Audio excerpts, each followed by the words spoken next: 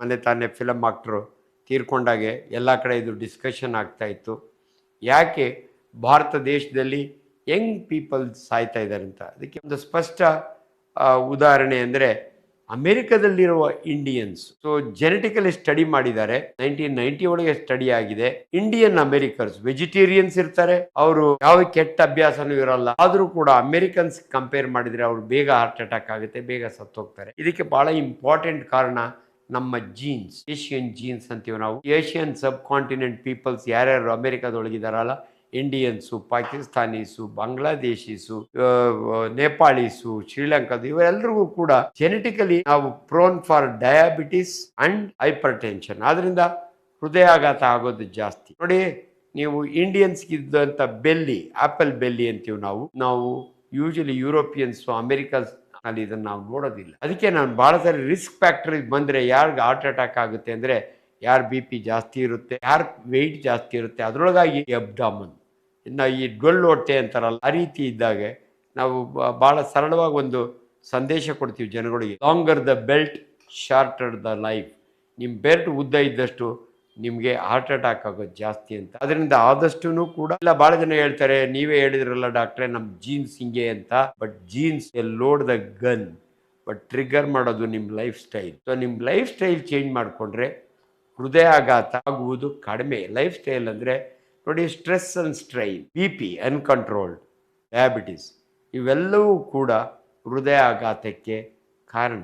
ಹೃದಯಾಘಾತ ಅಂದ ತಕ್ಷಣ ನಿಮಗೆ ಭಾಳ ಸರಳವಾಗಿ ಹೇಳಬೇಕು ಅಂದರೆ ಏನು ಈ ಹೃದಯಾಘಾತ, ಹಾರ್ಟ್ ಅಟ್ಯಾಕ್ ಅಂದರೆ ಏನು ನೋಡಿ.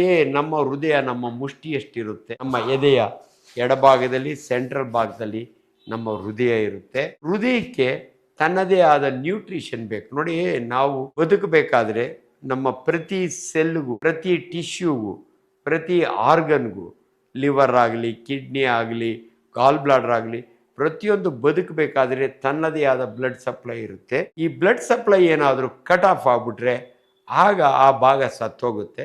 ನನ್ನ ಫಿಂಗರ್ ತೋರಿಸ್ತಾ ಇದ್ದೀನಿ, ಪಿಂಕ್ ಕಲರ್ ಇದೆ. ಇದಕ್ಕೆ ನ್ಯೂಟ್ರಿಷನ್ ಬರ್ತಾ ಇದೆ. 2 ಡಿಜಿಟಲ್ ವೆಸಲ್, ಹೃದಯ ಪಂಪ್ ಹೊಡಿತಾ ಇರ್ತದೆ ಬ್ಲಡ್ ಅನ್ನ. ಈ ಮುಖಾಂತರ ಕೊನೆ ಸೆಲ್ವರೆಗೂ ಬಂದು ವಾಪಸ್ ಹೋಗುತ್ತೆ. ನಾನೇನಾದರೂ ಈ 2 ರಕ್ತನಾಳಗಳನ್ನ ಒಂದು ರಬ್ಬರ್ ಬ್ಯಾಂಡ್ ಹಾಕಿ ಬ್ಲಾಕ್ ಮಾಡಿಬಿಟ್ಟೆ ಅಂದರೆ ಈ ನ್ಯೂಟ್ರಿಷನ್ ನಿಂತು ಹೋಗುತ್ತೆ, ಈ ಬೆರಳು ಸತ್ತು ಹೋಗುತ್ತೆ. ಅದನ್ನ ಗ್ಯಾಂಗ್ರೀನ್ ಅಂತೀವಿ ನಾವು, ಡೆತ್ ಆಫ್ ಎ ಟಿಶ್ಯೂ ಅಂತೀವಿ ನಾವು. ಇದು ನಾನು ಹೇಳಿದೆ 3 to 4 hours ತಗೊಳುತ್ತೆ ಅಂತ. ಅದೇ ರೀತಿ ನಮ್ಮ ಹೃದಯಕ್ಕೂ ಕರೋನರಿ ಬ್ಲಡ್ ವೆಸಲ್ ಅಂತ ಇರುತ್ತೆ. ಈ ಬ್ಲಡ್ ವೆಸಲ್ನ ಮುಖಾಂತರ ಹೃದಯಕ್ಕೆ ಬೇಕಾದ ಆಕ್ಸಿಜನ್ ಅಂಡ್ ಶುಗರ್ ಹೋಗ್ತಾ ಇರುತ್ತೆ, ಗ್ಲೂಕೋಸು. ಬೈ ಚಾನ್ಸ್ ಅದು ಬ್ಲಾಕ್ ಆದರೆ ಯಾಕೆ ಆಗುತ್ತೆ ಅಂದರೆ 2 ಕಾರಣ. ಅಥೆರೋಸ್ಕ್ಲಿರೋಟಿಕ್ ಚೇಂಜಸ್, ರಕ್ತನಾಳದ ಒಳಗಡೆ ಲೂಮನ್ನು ನ್ಯಾರೋ ಆಗ್ತಾ ಹೋಗುತ್ತೆ, ನಮ್ಮ ಕೊಲೆಸ್ಟ್ರಾಲ್ ಡಿಪಾಸಿಟ್ ಆಗುತ್ತೆ. ಅದೇ ಸಮಯದಲ್ಲಿ ಬೇರೆ ಎಲ್ಲಿಂದ ಆದರೂ ಒಂದು ಫಾರಿನ್ ಬಾಡಿ ಅಂದರೆ ಕ್ಲಾಟ್. ಇವಾಗ ನೋಡಿ, ಏರೋಪ್ಲೇನ್ ಒಳಗೆ ಟ್ರಾವೆಲ್ ಮಾಡೋವಾಗ 12 hours ಹಂಗೆ ಕೂತಿರ್ಬೇಡಿ, ಎದ್ದೊಳಿ ಅಂತ ಹೇಳ್ತೀವಿ. ಯಾಕಂದ್ರೆ ಕೂತೆ ಇದ್ದಾಗ ನಮ್ಮ ಕಾರು ಊದ್ಕೊಳ್ಳುತ್ತೆ. ವೇನ್ಸ್ನೊಳಗೆ DVT ಅಂತೀವಿ, ಡೀಪ್ ವೇನ್ ಥ್ರಾಂಬೋಸಿಸ್ ಆಗುತ್ತೆ. ಅದೇನಾದರೂ ಕಳ್ಚಿಕೊಂಡ್ರೆ ಅದು ಸೀದಾ ಹಾರ್ಟ್ ಕಡೆ ಬಂದು ಒಳಗಡೆಯಿಂದ ಕರೋನರಿ ವೆಸಲ್ಗೆ ಏನಾದರೂ ಹೋಗಿ ಕೂತ್ಕೊಂತು ಅಂದರೆ ಅದು ಬ್ಲಾಕ್ ಆಗುತ್ತೆ. 5 ನಿಮಿಷದೊಳಗಾಗಿ ಅಷ್ಟಗಲ ಹಾರ್ಟ್ ಸತ್ತು ಹೋಗುತ್ತೆ. ಅದನ್ನ ನಾವು MI ಅಂತೀವಿ, ಮಯೋಕಾರ್ಡಿಯಲ್ ಇನ್ಫಾಕ್ಷನ್ ಅಂತೀವಿ. ನೋಡಿ, ಇದು ಸ್ಕೆಲೆಟಲ್ ಮಸಲ್. ಇದೇ ರೀತಿ ನಮ್ಮ ದೇಹದಲ್ಲಿ 565 ಸ್ಕೆಲೆಟಲ್ ಮಸಲ್ಗಳಿದ್ದಾವೆ. ಇವು ರಕ್ತ ಸಪ್ಲೈ ಏನನ್ನ ಸ್ಟಾಪ್ ಮಾಡಿದರೆ ಬೇಗ ಸತ್ತೋಗಲ್ಲ. ಆದರೆ ಹೃದಯ ಇದೆಯಲ್ಲ, ಅದು ಇನ್ವಾಲಂಟ್ರಿ ಮಸಲ್, ಮಯೋಕಾರ್ಡಿಯಮ್ ಅಂತೀವಿ, one of the most sensitive muscle ಅದು. ಸೊ ಅದಕ್ಕೇನಾದರೂ ನ್ಯೂಟ್ರಿಷನ್ ಇಲ್ಲ ಅಂದರೆ 5 ನಿಮಿಷಕ್ಕೆ ಸತ್ತೋಗುತ್ತೆ. ಅದಕ್ಕೆ ನಾವು ಬಹಳ ಸಾರಿ ಹೇಳ್ತೀವಿ, ಹಾರ್ಟ್ ಅಟ್ಯಾಕ್ ಆದ ಮನುಷ್ಯ ಉಳ್ಕೊಳ್ಳೋ ಪಾಸಿಬಿಲಿಟಿ ಇರುತ್ತೆ. ಹಾರ್ಟ್ ಅಟ್ಯಾಕ್ ಆದವರೆಲ್ಲ ತೀರ್ಕೊಳ್ಳಲ್ಲ. ಯಾವಾಗ ಹಾರ್ಟ್ ಅಟ್ಯಾಕ್ ಆದವ್ರು ತೀರ್ಕೊಳ್ತಾರೆ ಅಂದರೆ ಮ್ಯಾಸಿವ್ ಹಾರ್ಟ್ ಅಟ್ಯಾಕ್ ಅಂತೀವಿ ನಾವು. 2 ರಕ್ತನಾಳಗಳು ಒಂದೇ ಸಾರಿ ಬ್ಲಾಕ್ ಆದರೆ ಹೃದಯ MI ಆಗಿ ನಿಂತು ಹೋಗ್ಬಿಡುತ್ತೆ. ಅದನ್ನ ಕಾರ್ಡಿಯಾಕ್ ಅರೆಸ್ಟ್ ಅಂತೀವಿ ನಾವು. ಕಾರ್ಡಿಯಾಕ್ ಅರೆಸ್ಟ್ ಆಗಬೇಕಾದ್ರೆ ಮ್ಯಾಸಿವ್ ಹಾರ್ಟ್ ಅಟ್ಯಾಕ್ ಆಗಬೇಕು. ಸೊ ಹಾರ್ಟ್ ಅಟ್ಯಾಕ್ ಬಗ್ಗೆ ಮಾತನಾಡುವಾಗ ನಿಮ್ಗೊಂದು ಸಂದೇಶ ಕೊಡ್ತೀನಿ. ದಯವಿಟ್ಟು ನಿಮ್ಗೇನಾದರೂ ಹಾರ್ಟ್ ಅಟ್ಯಾಕ್ ಆದರೆ ಗಾಬರಿ ಆಗಬೇಡಿ, ಹೆದರ್ಕೋಬೇಡಿ, ನಿಯರೆಸ್ಟ್ ಹಾಸ್ಪಿಟ್ಲಿಗೆ ಹೋಗಿ ಅಂತ ಹೇಳ್ತೀವಿ.